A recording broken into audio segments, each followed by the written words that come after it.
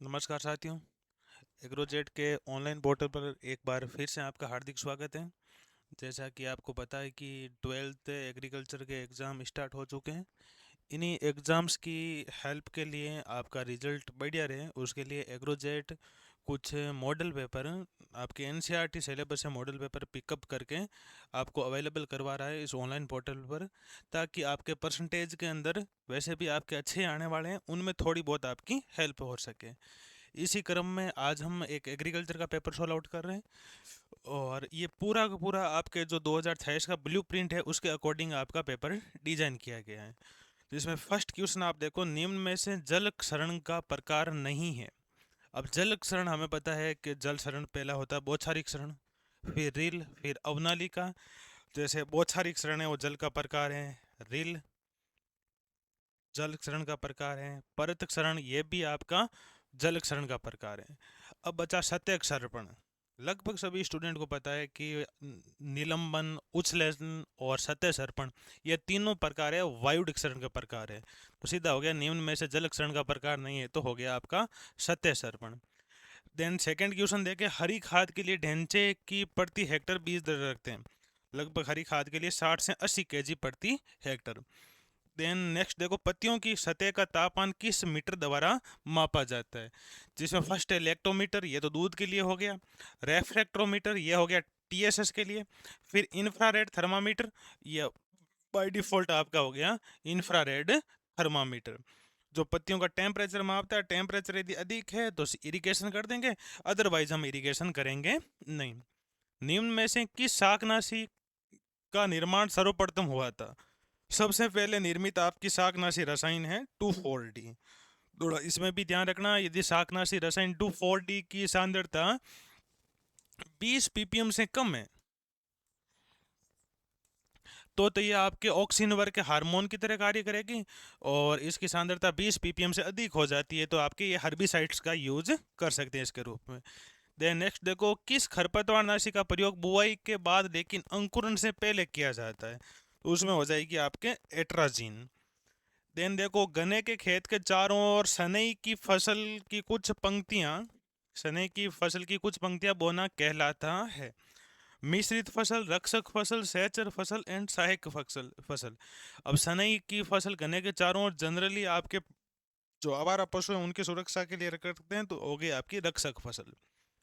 Then देखो, आपकी राजेंद्र क्रांति किसकी किस्म है। राजेंद्र क्रांति बेस्ट आपके एनसीईआरटी अकॉर्डिंग मेथी की किस्म है। चार ही किस्म है मेथी की, उसमें एक किस्म आ गई। नींबू के फलों को गिरने से रोकता है, या नींबू वर्ग के अंदर जो फल विगलन है उसको रोकने के लिए किस हार्मोन का प्रयोग किया जाता है। तो आपके 2,4-D, वापिस वही सांद्रता हमें रखनी है 20 ppm से कम। देन नेक्स्ट देखें, गंगानगर व हनुमानगढ़ जिले में कौन से फल का उत्पादन सर्वाधिक होता है। गंगानगर का नाम आता है, बाय डिफॉल्ट हमारा हो जाएगा किन्नू का आपका उत्पादन सर्वाधिक होता है। पूसा मेजेस्टी किसकी किस्म है। थोड़ा ये भी ध्यान रखना, सीधी सी ये तो हो गया क्वेश्चन, पपीते की किस्म है पूसा मेजेस्टी, और इस किस्म का यूज किया जाता है जनरली पपेन निर्माण के लिए। पपीते से जो पपेन प्राप्त किया जाता है उसके लिए हम पूसा मेजेस्टी किस्म का उपयोग किया जाता है। जेली में पेक्टिन की मात्रा पाई जाती है। जेली में पेक्टिन की मात्रा लगभग आपके 1% के आसपास अवेलेबल रहती है। देन देखो, आपके मादा पशु को मध्य में आने के पश्चात गर्भ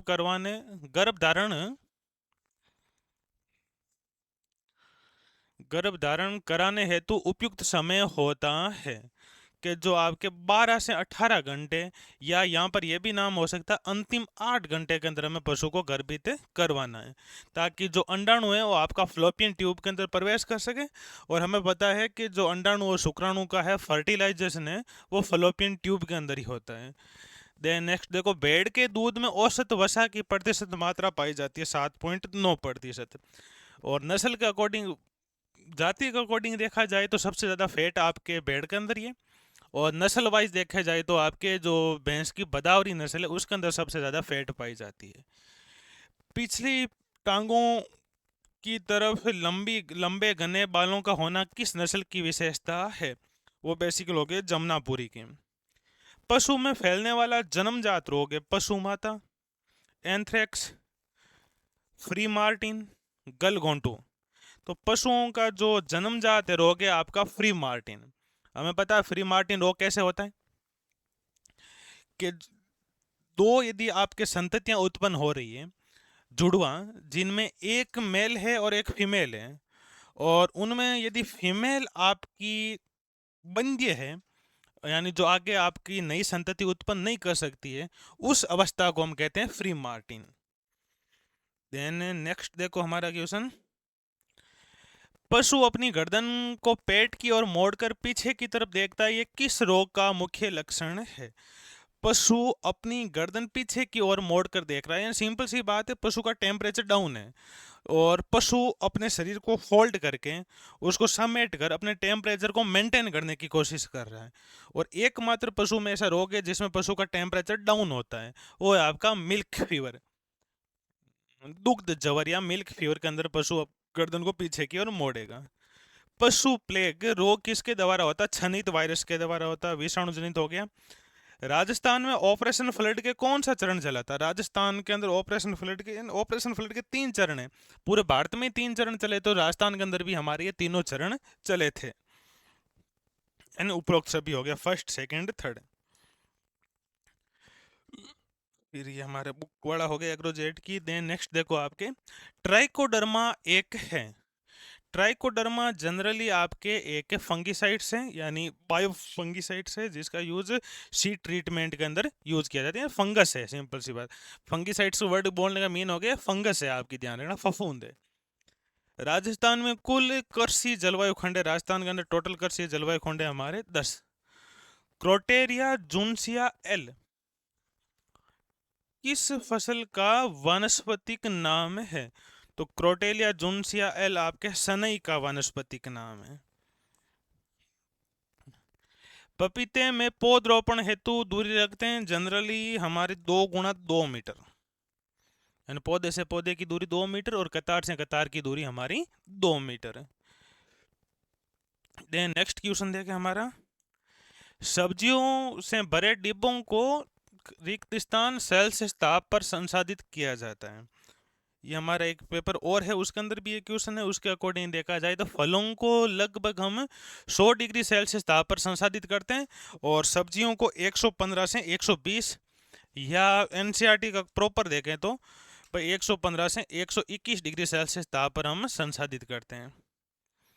देन नेक्स्ट देखो, भेड़ का वानस वैज्ञानिक नाम है ओविस एरिस।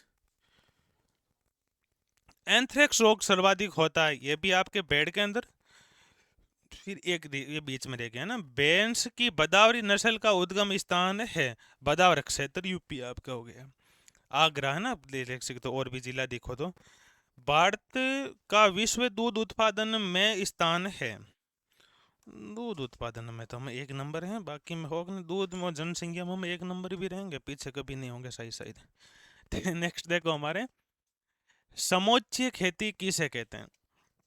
देखो, समोच्चीय खेती जनरली यूज की जाती है ढलान वाले क्षेत्रों में, ताकि इरिगेशन है आपका, या हम सिंपल सी बात करते हैं मृदा अपरदन के अकॉर्डिंग चले जाएं, इरिगेशन को छोड़कर। ढलान वाले क्षेत्रों में मृदा अपरदन अधिक होता है, उस अपरदन को रोकने के लिए समोच्च खेती की जाती है। अब समोच्च खेती के अंदर क्या हो गया, ढलान वाला क्षेत्र हो गया, ढलान के अनुदिश हम क्या करेंगे, मेड़ का निर्माण करेंगे। यानी सिंपल सी बात है, खेड़ के अंदर ढलान वाला क्षेत्र है, उसके अंदर मेड़ का निर्माण कर देंगे ताकि जल प्रवाह की गति कम हो।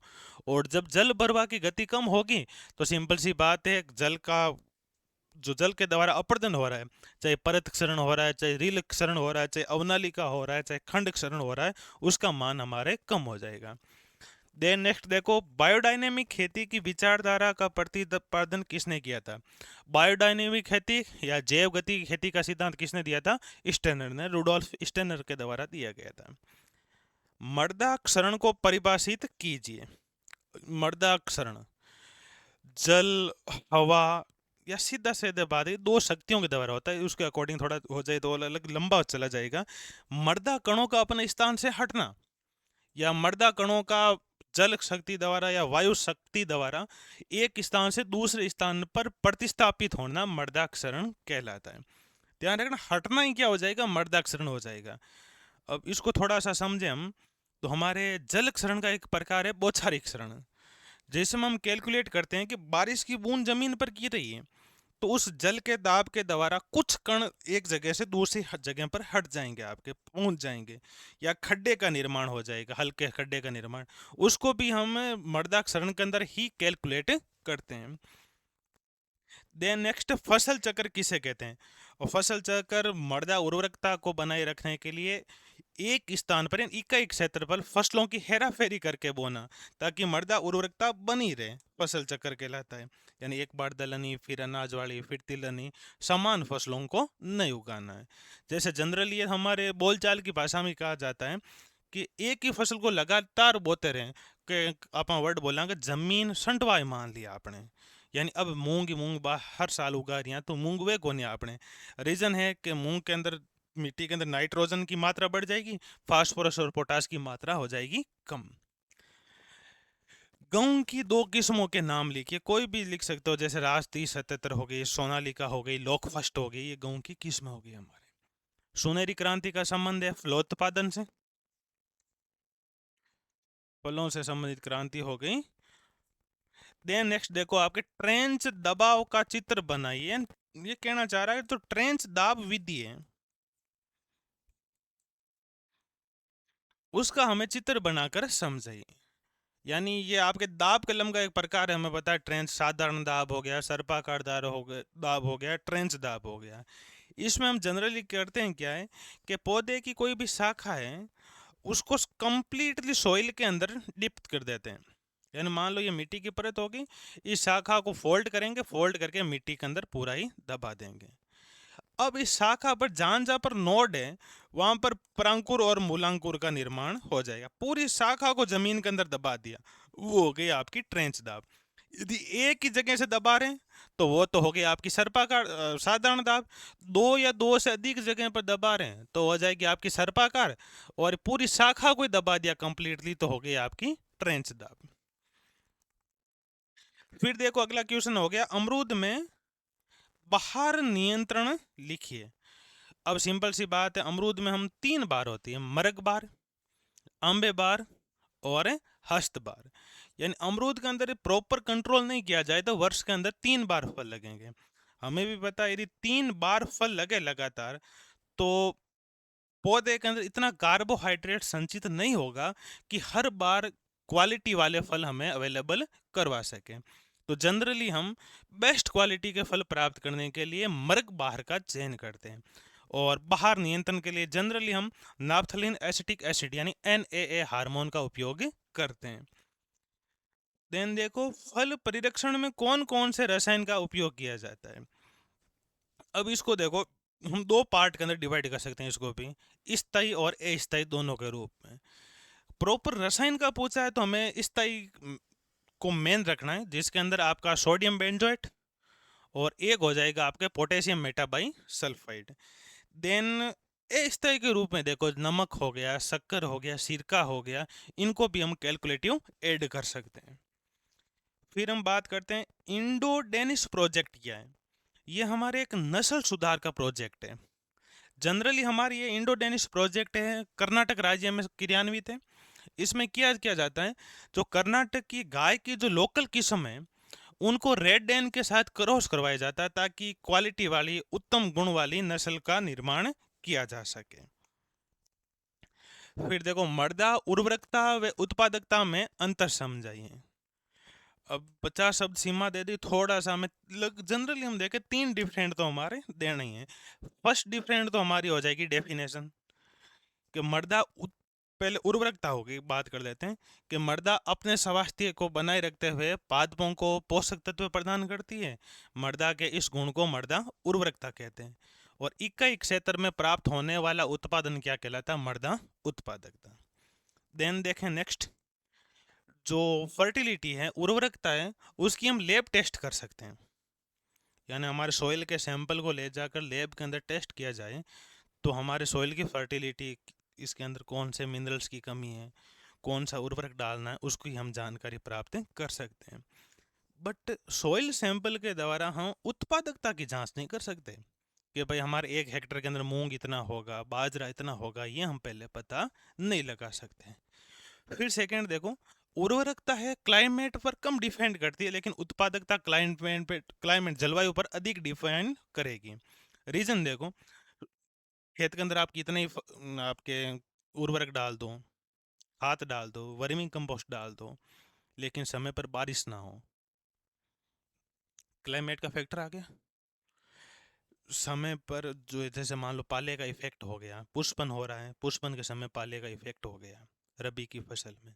खरीफ की फसल हो रही है, पुष्पन और फलन के समय आपके बारिश हो ही नहीं रही है, गर्म हवा चल रही है, तो मिट्टी की कितनी उर्वरकता हो तो आपका उत्पादन कम हो जाएगा। यानी ये तो डायरेक्टली क्लाइमेट पर इफेक्टिव नहीं है, बट ये आपकी उत्पादकता क्लाइमेट पर इफेक्टिव है। तीन डिफरेंट हो गए बहुत हमारे। टिकाऊ कृषि की परिभाषा लिखिए। टिकाऊ कृषि मतलब स्टेबल, लंबे समय तक चलना है। तो लंबे समय तक चलने के लिए कोई भी संसाधन हो, लंबे समय तक चलना है तो हमें मेनली दो चीजें हमें ध्यान रखना पड़ेगा। पहली चीज तो जो हमारे आसपास का वातावरण है, पर्यावरण है, उस पर कोई नेगेटिव इफेक्ट नहीं होना चाहिए आपके काम से। सेकेंडरी हो गया, जो हमारे आसपास के अंदर कोई नवीन चीजें आ रही हैं, नवीन कृषि तकनीक आ रही है, उसका समावेश न करोगे आप तो समय से बड़े पीछे चले जाओगे। तो टिकाऊ खेती का क्या हो गया कि नवीन तकनीकों का समावेश करना है, बट इकोसिस्टम पर हमारे कोई नेगेटिव इफेक्ट ना पड़े। इन दोनों को यदि कंबाइंड कर लो तो आपकी ऑटोमेटिक क्या हो जाएगी, टिकाऊ कृषि हो जाएगी। आप उस क्षेत्र के अंदर लंबे समय तक आप फसलों का यील्ड प्राप्त करते रहोगे। देन गन्ना और आलू में सिंचाई की क्रांतिक अवस्था लिखी है। क्रांतिक अवस्था का मीन ये हो गया आपकी फसल की वह अवस्था जहां पर जल की कमी हो जाए तो उत्पादन सर्वाधिक प्रभावित होता है, उत्पादन बहुत ज्यादा कम हो जाता है, उसे हम कहते हैं क्रिटिकल स्टेज। तो फर्स्ट देखो गन्ने की तो क्या हो गई, वर्दी के समय, क्ले निर्माण के समय। आलू की होगी आपकी जर्मिनेशन, ग्रोथ के समय। और कंद का निर्माण या ट्यूबर निर्माण होने शुरू हुए उस समय आप इरिगेशन करनी कंपलसरी हो जाती है। अवांछित खरपतवार को उदाहरण सहित समझाइए। अवांछित कह दो, इसके जगह नाम यदि ये रोग्यु हो जाए तो भी सेम हो जाएगी, अवांछित खरपतवार या रोग्यु वीड। यानी किसी एक फसल है, उसकी आप एक्स वाई जेड जो भी किस्म उगा रहे हो, उसी के साथ उसी फसल की कोई अन्य किस्म उग जाए तो उसे हम कहेंगे अवांछित खरपतवार। जैसे एनसीईआरटी के अकॉर्डिंग देखो, आपके एग्जाम्पल है गेहूं की, यदि आप लोक फर्स्ट किस्म उगा रहे हो, उसी में गेहूं की सोनालिका किस्म के बीज उगे है तो गेहूं ही, कटाई एक साथ करोगे, थ्रेसिंग एक साथ करोगे, मार्केटिंग एक साथ करोगे, लेकिन आप सीड निर्माण करो, बीज निर्माण करो, उस समय आपके नए आनुवंशिक गुण आ जाएंगे। जो आपको आनुवंशिक प्योरिटी चाहिए थी वो हमें आनुवंशिक प्योरिटी नहीं मिलेगी। उस टाइम ये हो जाएगी आपकी रोग्यू वीड, यानी एक किस्म के साथ उसी फसल की किसी अन्य किस्म के पौधों का उगना, वो कहलाएगा आपके आनुवंशिक खरपतवार। देन नेक्स्ट देखो, रोग्यू वीड के बाद में पशु प्रजनन प्रबंधन को समझाइए। अब पशु प्रजनन सबसे पहले तो हमारे प्रजनन शुरू होगा आपके प्यूबर्टी एज से, यानी यौवन अवस्था से।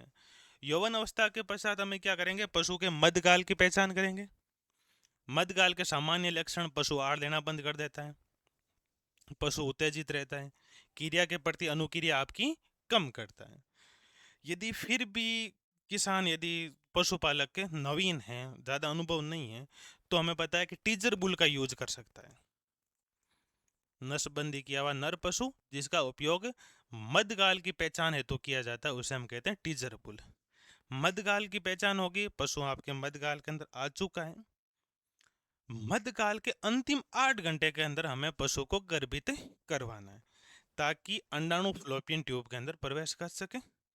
देन नेक्स्ट, पशु गर्भित हो चुका है, उसकी श्योरिटी के लिए गर्भ धारण के 2 माह पश्चात क्या करोगे, आप गर्भ धारण की पहचान करोगे रेक्टम पाल्पेशन विधि के द्वारा।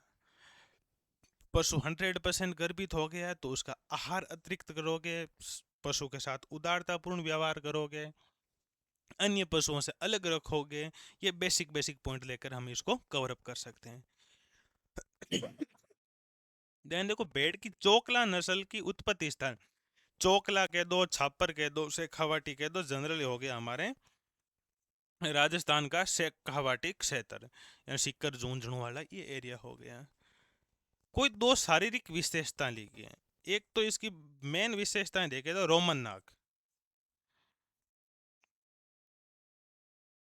एक इसकी होती पशु की चोकला की एक विशेषता होती है लंबाई चौड़ाई इसकी लगभग इक्वल रहती है, वर्गाकार शरीर, जितना लंबा है उतना ही ऊंचा आपके, तो हो गया एक विशेषता हो गई आपकी वर्गाकार शरीर। और फिर देखोगे तो आप क्लाइमेट के प्रति सहिष्णु है, छोटी पूंछ, मध्यम आकार का शरीर, ये ऐड कर सकते हो। मिल्क फीवर रोग के कोई 3 लक्षण लिखे हैं, हमें बताएं कि मिल्क फीवर यानी दुग्ध जवर कैल्शियम की कमी से होता है। होता क्या है कि प्रसव के तुरंत पश्चात जो हमें खीस प्राप्त होती है उसमें सामान्य दूध की अपेक्षा कैल्शियम की मात्रा 12 से 13 गुना अधिक होती है। यानी पशु के शरीर में 1 किलो खीस निकाल दो और नॉर्मल अवस्था में 13 किलो दूध निकालो, पशु के शरीर में कैल्शियम की बराबर मात्रा में कमी हो रही है। और प्रसव के तुरंत पश्चात हमने मान लो 5 लीटर खीस निकाल दिया, शरीर में तो पशु की जो गाय है भैंस है उसके अंदर 13 गुना 65 यानी लगभग 60-65 लीटर दूध एक साथ निकाल दो, उतनी कैल्शियम की कमी हो जाएगी और बॉडी उतने कैल्शियम को रिकवर नहीं कर पाएगी। जनरली होता है कि ब्लड सीरम के अंदर जो आपके 11 से 13 है, 9 से 11 है, रक्त सीरम में कैल्शियम की मात्रा पाई जाती है ग्राम प्रति 100 ml। उसकी मात्रा कम होते होते सांसें भी डाउन चली जाए तो पशु दुग्ध जबर का शिकार हो जाएगा, यानी कैल्शियम की कमी, हाइपोकैल्सीमिया हो जाएगा। उस अवस्था में अगर अभी हमारे थोड़ी देर पहले एक क्वेश्चन आया था कि पशु गर्दन को पीठ की ओर मोड़ कर बैठ जाता, एक तो वो हो गया। दूसरा हो गया दुग्ध उत्पादन की कमी। तीसरा हो गया पशु की मांसपेशियों में जकड़न। जकड़न सिंपल सी बात है, जकड़न का मीन हो गया अपन की अगर बेस क्या हो जाए, पशु खड़ो है तो खड़ो ही रहे, बैठो है तो बैठो रहे, मांसपेशियों पेशियों में इतनी एनर्जी नहीं रहेगी कि वो हड्डियों का मूवमेंट करवा सके। फिर है पशुओं के अंदर सड़ा कह दो या इसी का नाम हो जाएगा सर्रा, दोनों नाम इक्वली है। सर्रा रोग का रोगजनक इसके 2 लक्षण लिखिए। जनरली पशुओं के अंदर जो सरा रोग है, सरा कह दो, पागलपन कह दो, ये ट्रिपेनोमा इवेंसाई प्रोटोजोआ के द्वारा होता है। सरा मतलब पागलपन, पागल की पहली विशेषता क्या होगी, इधर उधर तेज भागेगा। अनून आदमी आदमी भी कोई तो उनतालो चाले दौड़ तो रहना, आप कह देंगे पागल लोग हो गए, गेल लोग हो गए। तो पशु या तो तेज भागेगा या अपनी स्थान पर गोल गोल चक्कर लगाएगा, पशु में तेज बुखार होगा, आहार लेगा नहीं। 3 अवस्थाएं जनरली, हमें इतना लंबा चलना नहीं इसके अंदर कि तीनों अवस्थाओं के अंदर आप डिवाइन कर सकते हो, दीर्घ के अंदर आए लेकिन दीर्घ के अंदर है नहीं। फिर अगला देखो एचएस रोग के उपचार लिखिए। अब एचएस मतलब गलघोंटू रोग के हमें उपचार लिखने हैं। गलघोंटू के अंदर पहली बात तो हम कह सकते हैं भाई रोग कारक को नष्ट करने के लिए ओटीसी दे सकते हो आप, ऑक्सीटेट्रासाइक्लिन। एक हो जाएगा हमारे सल्फामिडिन। फिर हम यूज कर सकते हैं प्रेडिनिसोल का। डेक्सोना सूजन कम करने के लिए हम यूज कर सकते हैं, क्योंकि हमें पता है अगले गर्दन और अगले पैरों के बीच जो सूजन आ जाती है, जिसमें पशु गर गर की आवाज़ करता है, तो डेक्सोना इंजेक्शन भी लगा सकते हैं सूजन कम करने के लिए। और इतने केमिकल दे रहे हैं तो द्वितीयक संक्रमण को रोकने के लिए हम एविल का और हम यूज कर सकते हैं। देन देखो फलों उद्यान लगाने की वर्गाकार विधि का सचित्र वर्णन कीजिए। अदरवाइज जो आपकी पंचभुजाकार है विधि का सचित्र वर्णन कीजिए। अब वैसे वर्गाकार के अंदर क्या हो गया कि आर गुणा जो पी है वो इक्वल रखी जाती है। यदि रोड टू रोड डिस्टेंस यदि 10 है तो प्लांट टू प्लांट डिस्टेंस भी कितनी होगी, 10 मीटर। देन देखो पंचभुजाकार एक वर्गाकार के शुद्रावा रूप है, बट 4 प्लांट के बीच में एक प्लांट एक्स्ट्रा लगेगा, जैसे हम पूरक पौधा कर देते हैं। ये विधि क्या हो गई पंचभुजाकार। यदि सचित्र वर्णन कीजिए, ये 3 नंबर का दे रहा है, इसका मतलब ये हमसे कुछ ना कुछ क्वालिटी की मांग कर रहे हैं। और हम क्वालिटी के अंदर क्या कंफ्यूज होते हैं, जो आप डायग्राम बना रहे हो उसके अंदर यदि 4 प्लांट है तो चारों प्लांट वर्ग के रूप में हमारे डिफाइन होने चाहिए। और फिर यदि प्लांट टू प्लांट डिस्टेंस आपकी 10 सेंटीमीटर है तो आपकी जो फर्स्ट प्लांट से आपकी मेड की दूरी है, उसके बीच में जो गैप है वो लगभग 5 सेंटीमीटर या सॉरी 5 मीटर का हमें दिखाई देना चाहिए। कहने का मीन ये आप दूरी जितनी रख रहे हो, तो पहला जो प्लांट उगा रहे हो तो उसकी भी डिस्टेंस उससे हाफ रखनी है। सेम ही इक्वली आपकी रो टू रो डिस्टेंस के अंदर कैलकुलेट करना है। 10 से 10 गुणा कर लिया हमें, तो पहला प्लांट आपकी 5 मेड से 5 मीटर दूर ही रोपित करना है। और सेकेंडरी 4 पौधों के बीच में एक वर्ग का डिजाइन बने, तभी आपके नंबर इक्वली प्राप्त होंगे बेटा। देन नेक्स्ट देखो, जेली बनाने की विधि का वर्णन कीजिए। जेली बनाने के लिए जनरली हम पहली बात तो अमरूद, सबसे बेस्ट फल कौन सा हो गया हमारा, अमरूद। और जेली की मेन जो विशेषता है वो आपकी पेक्टिन। 2 पॉइंट आगे अब कवर अप करते हैं। पेक्टिन जनरली पाया जाता है फल छिलके के आंतरिक भाग में, फल छिलके के जस्ट नीचे वाले भाग के अंदर आपका पेक्टिन पाया जाता है। उसके लिए सबसे पहली कंडीशन है हमारे अर्ध परिपक्व फलों का चयन करना है, या ना तो कच्चे हैं ना ही पूरे आपके रिप अवस्था के अंदर, मिडिल स्टेज के अंदर फलों का चयन करना है। और बेस्ट फल है जेली के लिए हमारा हो गया अमरूद। अब हमें क्या करना है, फलों को अच्छी तरह से धोकर साफ करना है। साफ करने के लिए नॉर्मल आकार में फलों को काटना है। एक बर्तन लेना स्टील का, उसके अंदर हमें स्टीम करना है, उसको गर्म करना है। गर्म करते समय उसके अंदर जल मिला देंगे। जल जनरली इतना ही मिलाया जाता है ताकि फल के टुकड़े आपके बर जाए, डूब जाएं पानी के अंदर। लगातार स्टीम करना है। फिर हमें क्या करना है, जब पूरा फल रस उबल जाए, फलों के टुकड़े उबल जाए, तो जेली बैग से उस फल रस को हमें छान लेना है। छानने के पश्चात उसके अंदर किया जाएगा पेक्टिन टेस्ट। अब हो गया पेक्टिन टेस्ट, क्यों नीड होगी कि जो हम जेली बना रहे हैं उसके अंदर शक्कर की मात्रा है, उसकी क्वांटिटी आपकी पेक्टिन के अकॉर्डिंग डिफाइन होगी। अब उसको लिए हम क्या करते हैं, हमारे पास 2 टेस्ट हैं। एक तो टेस्ट है हमारा एल्कोहल टेस्ट, दूसरा टेस्ट हो गया हमारा जेल मीटर। हम दोनों को हल्का हल्का डिवाइड कर सकते हैं, क्या बात है, 2-2 मिनट इसको अंदर कर लेते हैं, 1 मिनट में। एल्कोहल टेस्ट के अंदर क्या करते हैं हम, जो फल रस जेली बैग में छाना, जेली बैग से एक टेस्ट ट्यूब लेंगे, एल्कोहल डालेंगे उसके अंदर। जितना एल्कोहल डाला है उससे 2 गुण हम फल रस डालेंगे। अच्छी तरह उसे मिक्स करेंगे। मिक्स करने के पश्चात लगभग 1 मिनट तक हम उस टेस्ट ट्यूब को विराम अवस्था में रखेंगे। फिर हम पेट्री डिश के अंदर उसे उलटेंगे। ये पेक्टिन एल्कोहल के साथ क्रिया करके थक्के के रूप में बदल जाता है। और डालते समय पेट्री डिश में डाल रहे हो, एक थक्का प्राप्त हो रहा है, तो हम बेस्ट कर लेंगे भाई जेली, जो जेम जेली बना रहे हैं, जो फल रस हमने चयन किया उसके अंदर पेक्टिन की मात्रा बेस्ट है। यदि बेस्ट है तो 1 किलो फल रस के अंदर लगभग हम 1.25 ग्राम यानी 1250 ग्राम शक्कर डाल देंगे। रिवर्स 2 से 3 टुकड़े, तो एवरेज रेंज 1 किलो फल रस के अंदर 1 किलो शक्कर। 5-4 टुकड़े प्राप्त हो रहे हैं, तो 1 किलो फल रस के अंदर हम डाल देंगे 750 ग्राम शक्कर। असंख्य टुकड़े प्राप्त हो रहे हैं तो हमारा वो फल रस अनयूजबल है, हम उसको पुनः पकाएंगे। सेम उसी प्रकार एक हमारे यंत्र है जेल मीटर।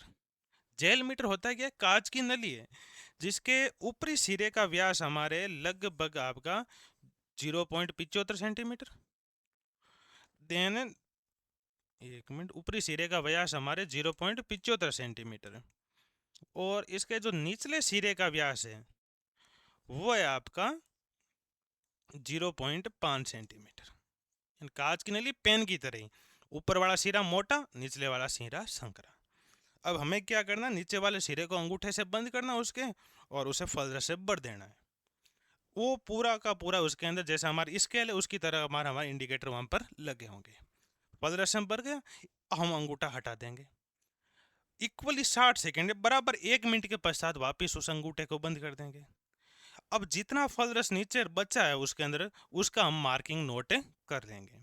यदि मार्किंग अबव 1 आ रहा है तो हम 1 किलो फल रस के अंदर 1.25 kg शक्कर, इक्वली 1 आ रहा है तो 1 में 1 किलो शक्कर, 0.75 आ रहा है तो 1 किलो फल रस के अंदर 0.75 kg शक्कर, उससे भी कम आ रहा है तो सेम वो एल्कोहल वाली बात, पुनः पकाएंगे और हम नया टेस्ट करेंगे। अब पेक्टिन का परीक्षण हो गया, उसके अंदर शक्कर की मात्रा हमने कैलकुलेट कर ली, शक्कर की मात्रा उस फल रस के अंदर डालेंगे जितनी भी कैलकुलेट हमारी आई पेक्टिन के अकॉर्डिंग, फिर उसे पकाएंगे। पकाते समय जब हमारा टेम्परेचर लगभग 103 डिग्री सेल्सियस हो जाए, थोड़ा उसके अंदर नींबू से डाल देंगे ताकि अशुद्धियाँ हमारी बाहर आ जाएं। जहाँ आप चाशनी के अंदर दूध डालते हैं, उसी प्रकार इसके अंदर साइट्रिक एसिड डालते हैं ताकि अशुद्धियाँ बाहर आ जाएं। जब टेम्परेचर 105 हो जाए तो हम मान लेंगे कि भाई जेली हमारी पूरी पककर तैयार हो गई है, और फिर उसकी पैकिंग कर देंगे डबल सीमर मशीन की सहायता से, उसके ऊपर लेबल लगा देंगे, पूरी प्रोसेस आगे की हो जाएगी। फिर देखो इसी का ऑब्लिक में है, फल परिरक्षण के महत्व को विस्तार पूर्ण समझाइए। यानी फल परिरक्षण क्यों आवश्यक है। अब उसके लिए तो पहले तो हमारी कंडीशन हो गई कि यदि फल परिरक्षण ना किया जाए, प्रोसेसिंग ना किया जाए, तो उसका नेगेटिव पॉइंट क्या है। अब एनसीईआरटी के अकॉर्डिंग हम देख लेते हैं। एनसीईआरटी हमारी भले 2016-17 का डाटा है, उसके अकॉर्डिंग बात करें कि भारत का जो टोटल यील्ड है फ्लोरिकल हमने एनिमल हस्बेंड सॉरी इसके अंदर हॉर्टिकल्चर के अंदर, उसका मैक्स 2% है वो प्रोसेसिंग के अंदर यूज किया जाता है, और लगभग 25 से 30% ऐसा यील्ड है जो जिसका यूज ही नहीं किया जा रहा, वेस्ट हो रहा है। यानी यदि आप माने कि 100 केजी फल प्राप्त हो रहे हैं, उनमें से 25 केजी तो ऐसे हैं जिनका यूज ही नहीं हो रहा है, और ढंग से प्रबंध नहीं होने की वजह से वो बिल्कुल ही आपके वेस्ट हो गए। अब पूरे इंडिया लेवल पर देखा जाए तो उसका डाटा बहुत बढ़ जाएगा। तो हम क्या करेंगे, जो आपके फल खराब हो रहे हैं उनका परिरक्षण कर दिया जाए तो किसानों की आय में वृद्धि होगी। देन नेक्स्ट देखें कि हमारे देश के अंदर जो यील्ड प्राप्त हो रही है वो एक ही समय पर प्राप्त हो रही है। जैसे प्याज है, प्याज का उत्पादन एक साथ सभी जगह पर सभी किसान एक साथ उत्पादन कर रहे हैं, तो मार्केट के अंदर इतना प्याज आ जाएगा कि उसकी मार्केट वैल्यू डाउन हो जाएगी, क्योंकि उत्पादन ज़्यादा बाजार मांग कम। सेम टमाटर के अंदर ये प्रोसेस, मिर्च के अंदर ये प्रोसेस, आम के अंदर ये प्रोसेस। अब हम इसका क्या करें कि एक साथ यील्ड तो प्राप्त हो रही है, वो क्लाइमेट का अकॉर्डिंग है, जलवायु का अकॉर्डिंग है, हम उसको चेंज नहीं कर सकते, बट हम क्या करेंगे उस उत्पाद को परिरक्षित कर देंगे। टमाटर एक साथ उत्पादित हो रहे हैं, मार्केट में 5 रुपए केजी है, हम टमाटर का सॉस बनाकर रख लेंगे। जब बाजार में टमाटर की मांग ज्यादा होगी, उत्पादन कम हो रहा है, उस समय हम सॉस को मार्केट करेंगे, क्योंकि टमाटर का फल तो हमारा खराब हो सकता है, सॉस लंबे समय तक हमारा खराब नहीं होगा। यानी किसान को वाजिब मूल्य हमें प्राप्त हो सकता है। थोड़ा और हम देखें आगे कि हमारे जो दूरस्थ क्षेत्र हैं, जैसे हमारे राजस्थान में रहते हैं तो जैसलमेर बॉर्डर पर यदि शिमला कश्मीर यहाँ से एप्पल आ रहे हैं, तो 100% जैसलमेर तक पहुँचते पहुँचते उसकी क्वालिटी ख़राब हो जाएगी। ये तो बेसिक बात होगी। हमारे आर्मी है जो इतने ज़्यादा वीरान दूरस्थ क्षेत्रों में है, जहाँ पर परिवहन के साधन ही अवेलेबल नहीं है, वहाँ पर फल और सब्जियों को पहुँचाना पॉसिबल नहीं है। वहाँ पर परिरक्षित उत्पाद को हम पहुँचा सकते हैं। यानी कहने का मतलब है कि जो संतुलित आहार है उसकी हम परिकल्पना कर सकते हैं।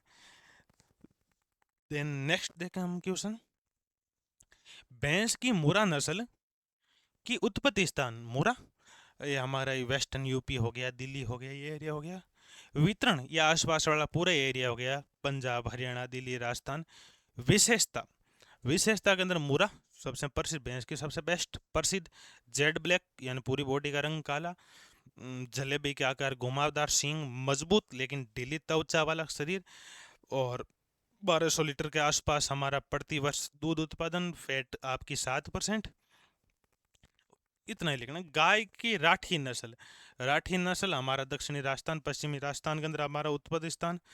बीकानेर, वितरण की बात करें बीकानेर जैसलमेर जोधपुर वाले पार्ट हो गया। लाल या भूरा, हल्का लाल कह सकते हैं, लाल तो नहीं से कह सकता, हल्का लाल भूरा या रंग शरीर, या हम इसलिए कह रहे हैं कि दोनों मिक्सअप हो सकते हैं, धब्बेदार हो शरीर भी आपका हो सकता है। और हम गाय दे राठी की राजस्थान की कामधेनु भी कहते हैं, मरुस्थल के लिए उपयुक्त है। ढीला ढाला शरीर होता है, यानी त्वचा खंची हुई नहीं रहेगी, लटकी हुई त्वचा रहेगी आपकी। फिर हम देखें ये दुधारू नस्ल है, दूध उत्पादन के लिए पाली जाती है।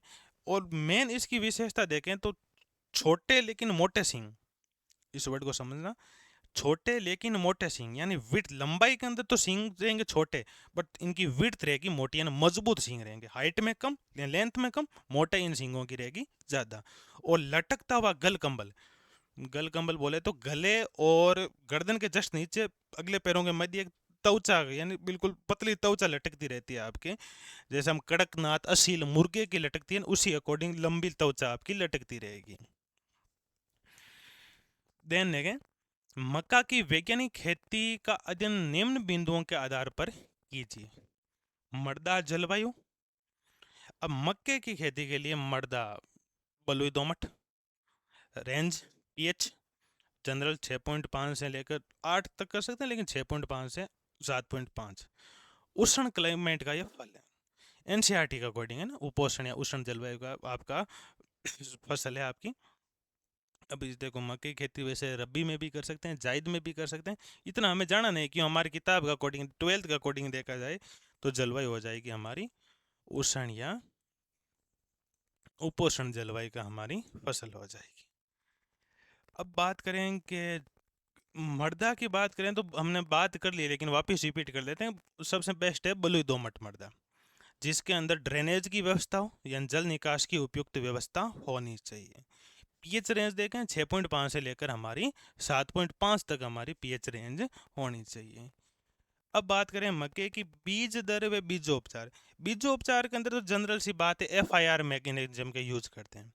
बीज दर इसकी 2 या 4 या 3 याद रख लेना, 2 4 तो हम क्या बात करें इधर उधर की, 3 याद रख लेना। एक तो हाइब्रिड मक्के की या संकर मक्का, एक संकुल मक्का, एक हरे चारे के लिए। यानी एक तो बीज दर याद रख लेना आप संकर मक्के की, एक संकुल,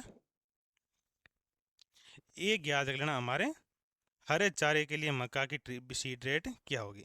हरे चारे के लिए तो हो जाएगी लगभग हमारी 40 केजी प्रति हेक्टर, संकुल के लिए हो जाएगी हमारी 18 से 20 केजी प्रति हेक्टर, और संकर के लिए हो जाएगी 20 से 22 केजी प्रति हेक्टर। 3 अलग अलग बीज दर हम सीड रेट याद कर ली। और ट्रीटमेंट की बात करें सीड ट्रीटमेंट के, तो वो तो हो गया FIR। पहले कोई भी फंगीसाइड्स यूज कर देंगे, फिर कोई ना कोई इंसेक्टिसाइड्स यूज कर देंगे, और मक्का है तो एजोटोबैक्टर यदि यूज नहीं कर रहे हो तो ट्राइकोडर्मा ट्राइकोग्रामा इनका भी हम यूज कर सकते हैं। फिर हम बात करें पादप संरक्षण। पादप संरक्षण का मीन हो गया रोग एवं कीट। एक तो हम बेसिकली हम कर देंगे दीमक कीट के अंदर, एक हो जाएगा हमारे तना छेदक, एक हो जाएगा आपके पर्णखनक। तीनों ही कीट हैं तो कोई ना कोई इंसेक्टिसाइड्स जैसे मेलाथियान हो गया, डाइमिथोएट हो गया, कार्बोफ्यूरान हो गया, इमिडा क्लोरोप्रिड हो गया, इनमें से किसी एक एक केमिकल का यूज कर लोगे।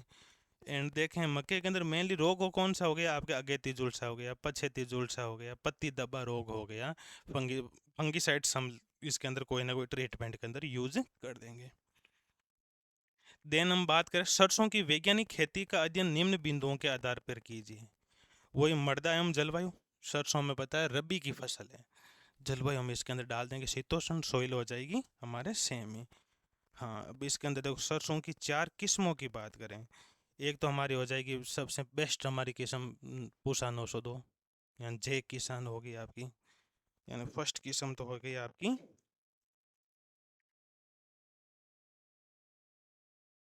ये। दो ये क्वेश्चन ये भी हो सकता है पूसा जे किसान किसकी किस्म है।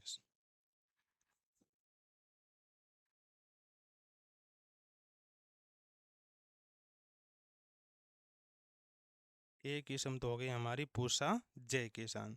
दूसरी किस्म हम देखें तो हमारी हो जाएगी अरावली। तीसरी किस्म हम देखें तो हो जाएगी हमारी माया। चौथी किस्म हो जाएगी हमारी जगन्नाथ। 4 किस्म लिखने तो हम जगन्नाथ 4 किस्म लगोगे। पूसा जय किसान इसी का दूसरा नाम बायो जो 902 है, इसको थोड़ा सा मैन्युफैक्चरिंग याद रख लेना। फिर हम देखें बीज दर और बीजोपचार। अब सरसों के अंदर जैसे मक्के के अंदर संकुल और संकर किया है, हम सरसों के अंदर एक तो करना है इरिगेटेड एरिया ने जो सिंचित और असिंचित। जहाँ पर ट्यूबवेल के लिए नहरी क्षेत्र नहीं है वहाँ पर तो सरसों की खेती हो जाएगी, के लिए खेती के लिए 4 से 5 केजी प्रति हेक्टर। और जो सिंचित एरिया है उसके अंदर हो जाएगी 2 से 2.5 kg प्रति हेक्टेयर। पादप संरक्षण हमारे वो भी आपके रोग और कीट सीधे डायरेक्टली हम उसको कैलकुलेटिव करते रहेंगे। कैलकुलेटिव कैसे? पादप संरक्षण, दीमक, पर्णखनक, 2 कीट लिख लेंगे। रोग के अंदर हो जाएगा आपके झुलसा हो जाएगा, रोली हो जाएगा, इन 2 को रोगों को लिख लेंगे। बेर या जिजीपस मोरियासियाना की वैज्ञानिक खेती का अध्ययन निम्न बिंदुओं के आधार पर कीजिए। भूमि और जलवायु। फलदार हैं तो हमें पहली कंडीशन हो जाएगी, भूमि हमें करनी है मिनिमम 2 मीटर गहरी। एक हमारा बेर ऐसा है, यदि आपके लवणता क्षेत्र यदि 2 डीसी प्रति साइमन मीटर से अधिक है तो भी इसके अंदर हम खेती कर सकते हैं। लवणीय मिट्टी के अंदर भी इसकी खेती कर सकते हैं। और क्लाइमेट की बात करते हैं तो बेर हमारे राजस्थान का ये मेनली फसल है, तो उस आपके हो जाएगी शुष्क या आपकी अर्ध शुष्क जलवायु वाली फसल हो जाएगी आपकी। 4 उन्नत किस्में लिखेंगे तो बेर की हो गई, आपकी गोला हो गई, बोराज हो गई, आपके मुंडिया हो गई, चौमू लोकल हो गई। किन्हीं 4 किस्मों का हम नाम लिख दो। पादप प्रवर्धन, और पादप प्रवर्धन के लिए बेर के लिए यूज किया जाता है कलिकाइन। कलिकाइन विधि का यूज करते हैं। अब ग्राफ्टिंग के अंदर यूज कर कलिकाइन विधि का कर सकते, जनरली होता है आपके रिंग कलिकाइन। कलिकाइन के अंदर पार्ट किया जाए तो बेर के अंदर किस विधि का यूज होता है? रिंग कलिकाइन। लेकिन लिखना हमें कलिकाइन ग्राफ्टिंग का यूज करते हैं। और थोड़ा और आगे से बढ़ो तो मूल वृंत के लिए हम क्या कर लेते हैं कि भाई हम जिजीपस रोटुंडिफोलिया मूल वृंत का यूज कर लेते हैं।